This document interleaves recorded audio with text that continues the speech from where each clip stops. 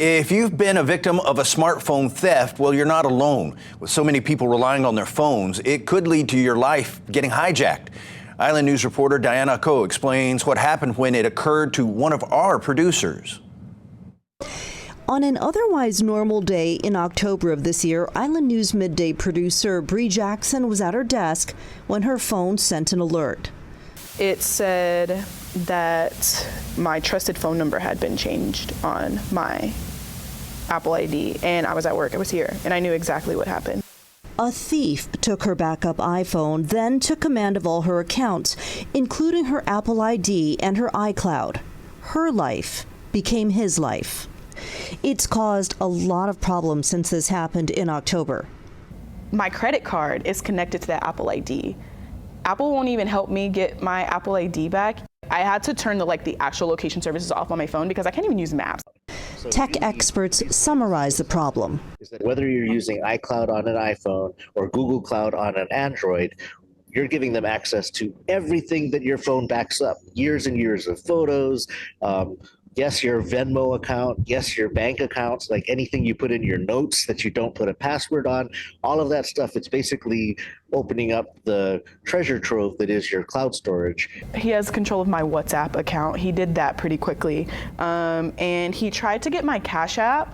Experts say this is happening across the continent and the world. Thieves stealing people's smartphones, then using them to drain victims' bank accounts. But Crime Stoppers on the Honolulu Police Department say Jackson's is the only report of its kind on Oahu so far.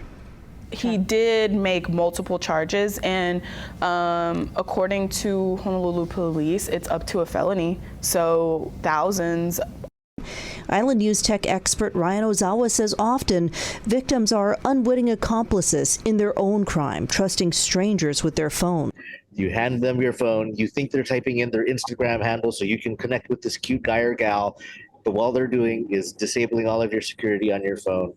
Or sometimes crooks snatch the phones from victims' hands and run off. But not Jackson. She lost her digital life after she lost her apartment in an October fire. Authorities didn't allow her to go into her unit because it was unsafe. But not everything was destroyed, and a looter found her spare phone and her list of passwords. She gets emails of his movements, like when he took over her iCloud. And he changed his name, or my name, in there, to his name, and then he changed it to John Doe. So when he changed it to his name, it sent me the email, and it's like, Joshua Bryce Lum is the new name on there. It's about so much more than money. It's her safety. I can't have location because he'll know exactly where I'm at. He has all of my stuff. I can't even download apps on this phone. And it's her memories. I could wipe this phone and kind of have, a fresh device, but all those pictures are going to be gone. And I think just even being able to see them, even though they're blurry, and just being able to know that at least I could remember what it used to look like, it's kind of better than not having it at all. It's happened to enough people that Apple rolled out a stolen device protection feature in its iOS 17.3 beta that would require extra steps to access details on an iPhone. They're making it so that even if you unlock your phone and handed it to somebody, they can't go into your settings and immediately turn stuff off. You make this change, it doesn't let the change take effect for an hour. And then after an hour, it says, okay, one more time, what was that password?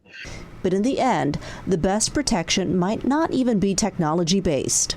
When you're holding your phone, you just need to be more careful about your surroundings. Wow, so it falls back to good old-fashioned common sense. Because the same phones that entertain us also handle our finances, so we need to start treating them like a bank vault. Diana Coe, Island News.